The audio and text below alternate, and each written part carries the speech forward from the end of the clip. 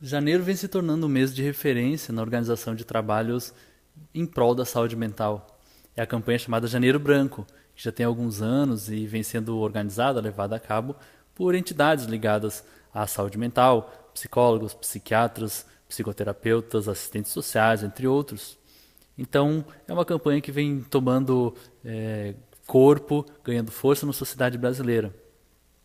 Acontece que neste mês de janeiro de 2018, ou mais corretamente em dezembro passado de 2017, a saúde mental, a saúde como um todo no Brasil, sofreu um golpe bastante grave. Eu posso chamar de um retrocesso, vou contextualizar por quê. E é sobre isso que eu quero falar aqui hoje.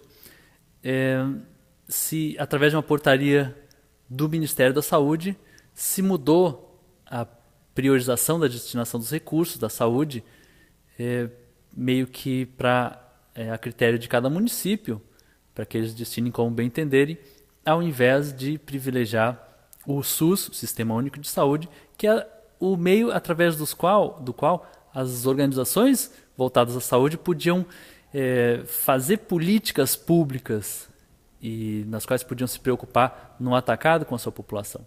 Isso é muito sério porque a saúde, diferente de outras coisas, outras dimensões da vida humana, ela não pode ser deixada a critério do mercado.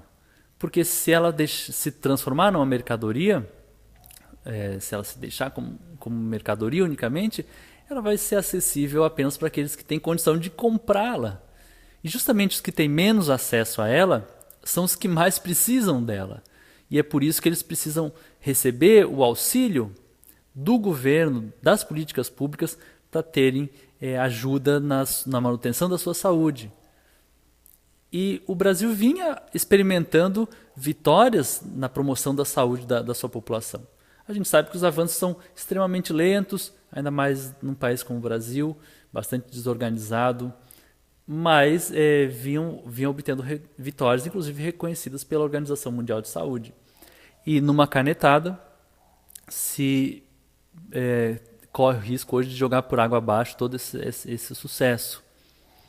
Eu vou explicar um pouco do que se trata, mas eu quero explicar primeiramente, deixar claro que o terapeuta e o psicoterapeuta precisam estar atentos a isso, porque eu uso como uma analogia, né? Imagine um psicoterapeuta que vivesse no século XVIII.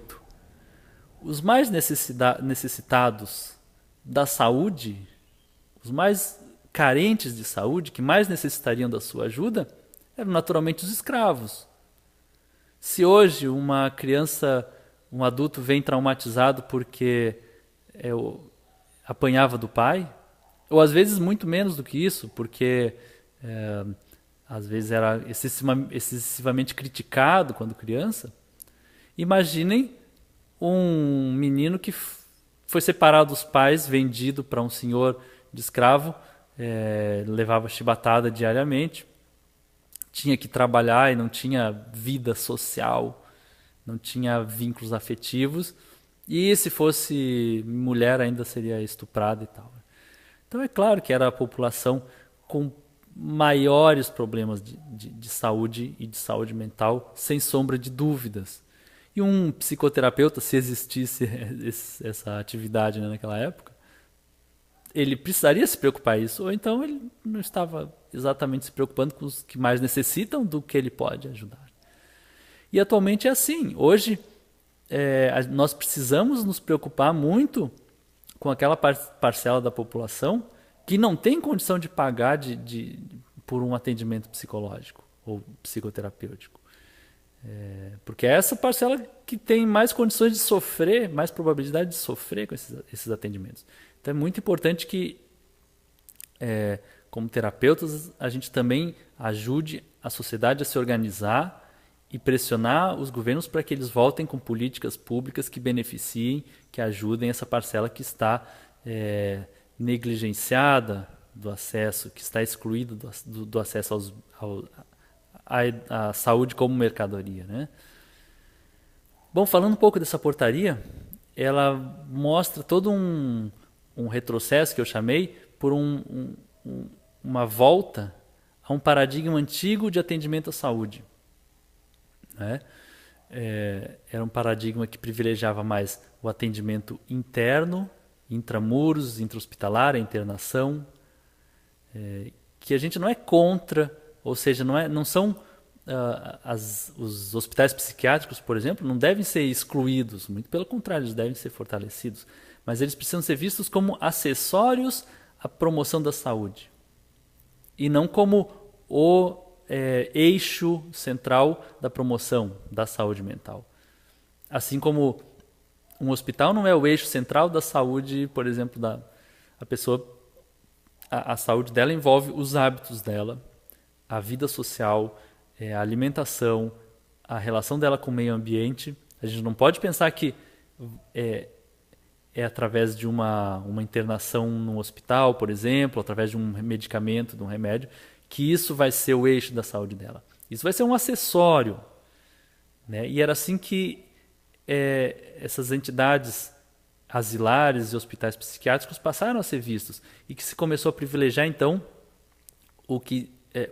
os CAPs, Centros de Apoio Psicossocial, nos quais então a pessoa podia receber o atendimento, o auxílio a psicossocial, mas ela continuava inserida na sociedade. Ali ela podia continuar procurando trabalho, podia trabalhando a sua vida em sociedade, suas relações familiares, suas relações afetivas e comunitárias.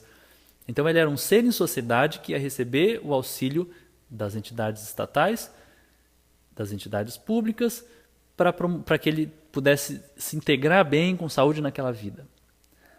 Porque se percebeu muito claramente que se a pessoa ficar dentro de uma instituição asilar, isso não vai estar trabalhando nela a integração nela à sociedade. Esse paradigma é muito sério. Ele também privilegiava, então, que a pessoa ia construir como sujeito, junto com os terapeutas, ela ia construir a sua cura. E assim ela se tornava um sujeito autônomo. E cada pessoa ia ter um processo de cura, ia ter um movimento, um tempo de cura e os seus dilemas próprios, as suas questões próprias.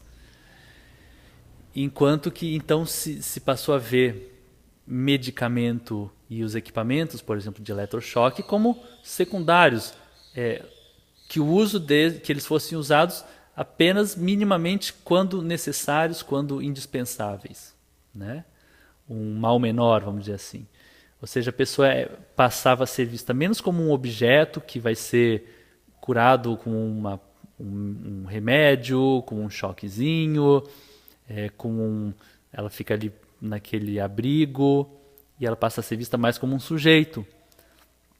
Isso tudo é um novo paradigma que vinha sendo construído há cerca de 3 décadas, pelo menos, mais fortemente, aqui no Brasil. Claro que é passo de tartaruga, mas é assim que as coisas são. E também ele estava sendo construído com a sociedade organizada, com as entidades todas envolvidas na discussão da saúde pública.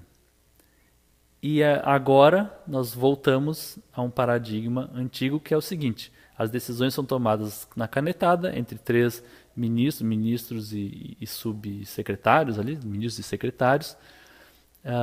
Nem presidências de associações brasileiras, como a de promoção da saúde mental, foram ouvidas, né? Tiveram a palavra recusada, quiseram se manifestar e o presidente da reunião não deu a palavra. Se bateu a canetada e a canetada diz basicamente o seguinte, que as destinações de recursos não vão mais agora para o SUS, que de acordo com as suas políticas públicas vai direcionando e priorizando o direcionamento desses recursos, e sim, ela vai para os municípios, e a gente sabe que os municípios do Brasil estão quebrados e cada um, eles vão oscilar, não vai ter uma política pública, porque vai oscilar de cada gestão, né, que elas mudam de 4 em 4 anos. Os municípios com dificuldades financeiras, a tendência é que acabem fazendo mais parcerias com entidades privadas. E se tem também uma chance muito grande de privilegiar as chamadas comunidades terapêuticas, que na verdade são comunidades fechadas, normalmente religiosas, das religiões evangélicas, que é uma bancada grande que pressionou muito por essa portaria e que tem interesse em dar força para essas comunidades, porque é um meio de propaganda deles, de que eles também fazem auxílio psicológico, é um meio também de catequismo, de doutrinação, e é muito importante para eles terem mais pessoas convertidas à sua religião, porque nessa conversão eles também se tornam mais obedientes e mais e sujeitos às opiniões do pastor ou do pregador, se tornam mais possíveis eleitores de determinados políticos que essas igrejas apoiam. E essas comunidades, por serem mais fechadas, são de muito difícil fiscalização. É quase como fiscalizar as residências para ver se tem abuso doméstico em todas as residências. E existem muitas denúncias nessas comunidades de maus tratos, de conversão forçada, de desrespeito a direitos humanos básicos. Então, não é isso que se vinha priorizando como política pública, e agora se desmontou um eixo central da política pública de saúde no Brasil, privilegiando cada um por si. Isso a gente vê que não é bom. Eu, mesmo não sendo um especialista no assunto, mas percebendo esse movimento, faço a minha parte, faço questão de tentar levantar a consciência das pessoas para isso, principalmente não só das pessoas em geral, mas dos terapeutas, assistentes sociais, psicoterapeutas, aqueles que estiverem ouvindo, porque são essas pessoas que podem ajudar a pressionar regionalmente suas localidades para que se faça uma força para que isso não se acabe.